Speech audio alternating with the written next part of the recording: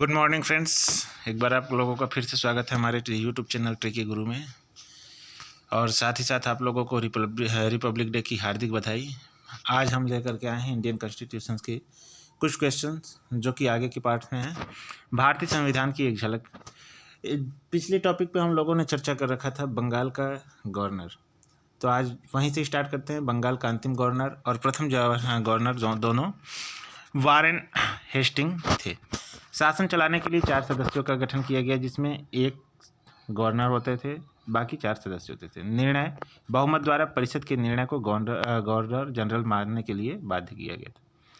परिषद को 1 मत और गवर्नर जनरल को 2 मत प्रदान किए जाते थे, जिसमें गवर्नर जनरल के 2 मत होते थे, पहला सामान्य मत और दूसरा अध्यक्षीय मत।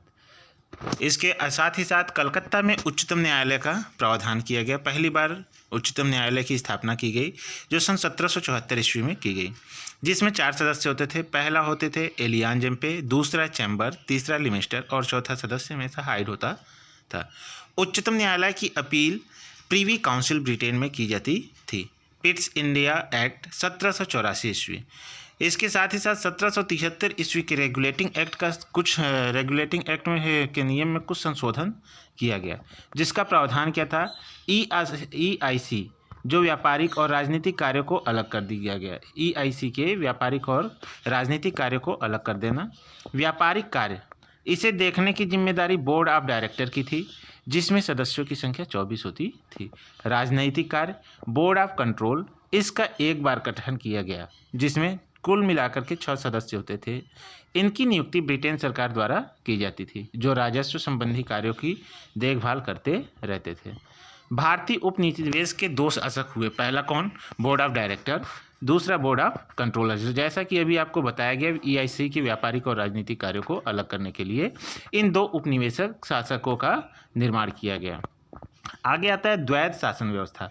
द्वैध शासन व्यवस्था, इसमें सदस्यों की संख्या 1 कम कर दी गई। अभी वहाँ पे आपको बताया गया 4+1 था, जिसमें 4 सदस्य होते थे, एक board of governor of general होता था। तो अभी यहाँ पे क्या किया गया, सदस्यों की संख्या 1 घटा दी गई, जिसमें एक गवर्नर प्लस 3 सदस्य होते थे। परिषद का निर्णय गवर्नर जनरल पर बाध्य नहीं होता था। कंपनी के कर्मचारी को उपहार देने पर प्रतिबंध लगा दिया गया।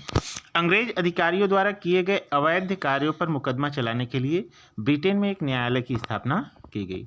सन 1786 ईस्वी का संशोधन अधिनियम गवर्नर जनरल को विशेष परिस्थितियों में अपनी परिषद के निर्णय को निरस्त करने का अधिकार प्रदान किया गया तथा अपना निर्णय लागू करा भी सकती थी। गवर्नर जनरल को प्रधान सेनापति की शक्ति दी गई। चार्टर एक्ट 1813 ईस्वी के माध्यम से EIC का व्यापारिक एकाधिकरण समाप्त कर दिया गया, अर्थात अब अन्य भी भारत के साथ व्यापार कर सकते थे। लेकिन चाय का जो व्यापार था वह चीन के साथ अब भी EIC ही करेगी। ब्रिटिश किंग, EIC किसी भी अधिकारी की नियुक्ति बिना अनुमति के नहीं करेगी।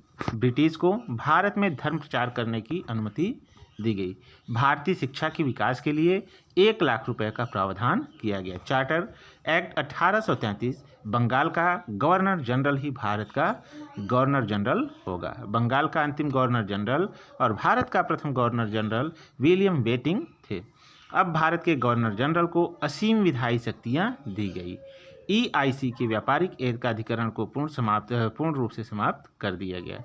गवर्नर जनरल के विधायी और कार्यकारिणी शक्तियों को अलग अलग कर दिया गया तथा पुनः उनके सदस्यों की संख्या में 1 की वृद्धि हो गई, जो 4+1 = 5 हो गई। चौथा सदस्य पूर्णकालिक सदस्य नहीं होगा। लॉर्ड मैकाले सन 1833 ईस्वी में 3 सदस्यीय कार्यपालिका गवर्नर जनरल प्लस 3 सदस्य कार्यपालिका के रूप में कार्य करते थे। गवर्नर जनरल प्लस 1 इस सदस्य विधायी शक्तियों के रूप में कार्य करता था। सिविल सेवकों के लिए खुली प्रतियोगिता का आयोजन शुरू किया गया। बाद में इसे बोर्ड ऑफ डायरेक्टर ने समाप्त कर दिया गया।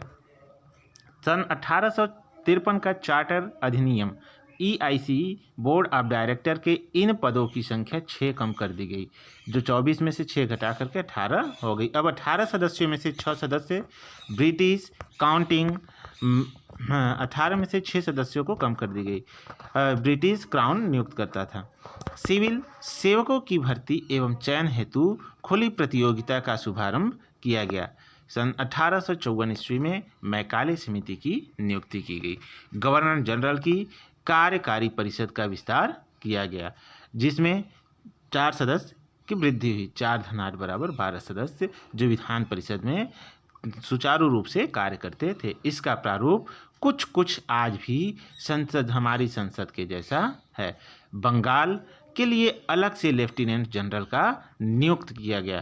तो आशा करता हूँ आप लोगों को ये वीडियो पसंद आई होगी। अगर ये वीडियो पसंद आई हो तो हमारे चैनल को लाइक करें, सब्सक्राइब करें और कमेंट करना ना भूलें। Thank you.